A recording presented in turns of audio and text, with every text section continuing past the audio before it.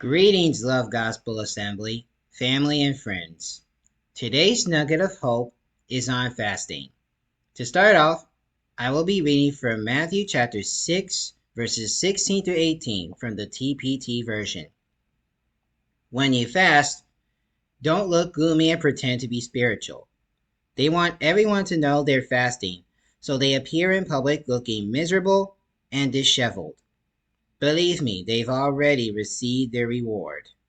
When you fast, don't let it be obvious, but instead wash your face and groom yourself and realize that your Father is in a secret place, is the one who is watching all that you do in secret and will continue to reward you.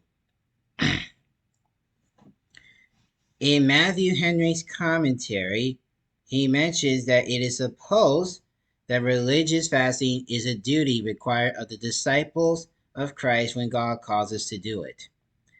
Fasting is a way to curb the flesh and the desires of it, and to make us more lively in religious exercises, as fullness of bread is apt to make us drowsy.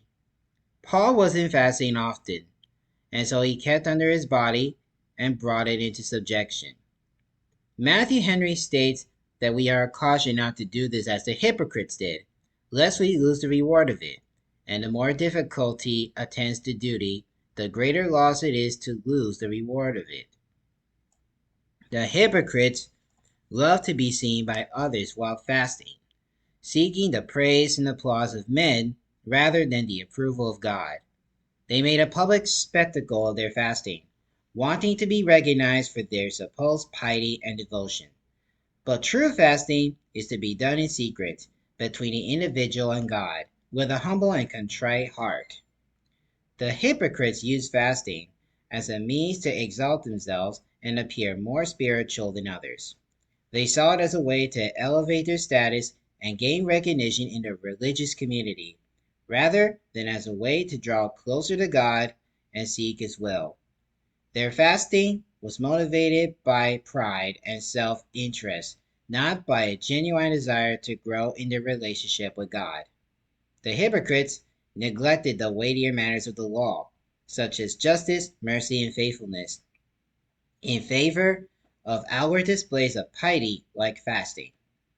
They focused on the external rituals and appearances, while neglecting the internal transformation that God desires.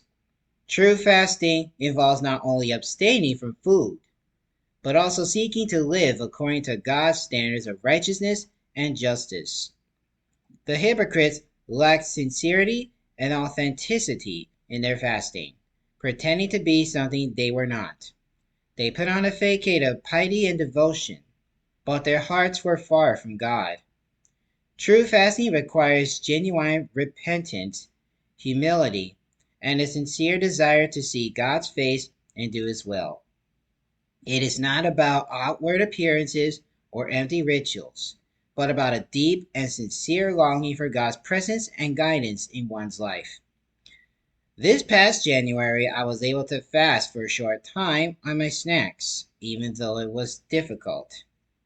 What I did get out of that experience is that it doesn't have to be just food. It can also be things including electronics and social media.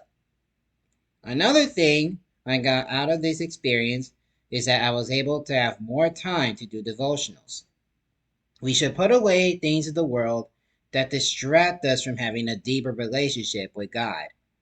Let's put our relationship with God above those worldly things that distract us from seeking His presence.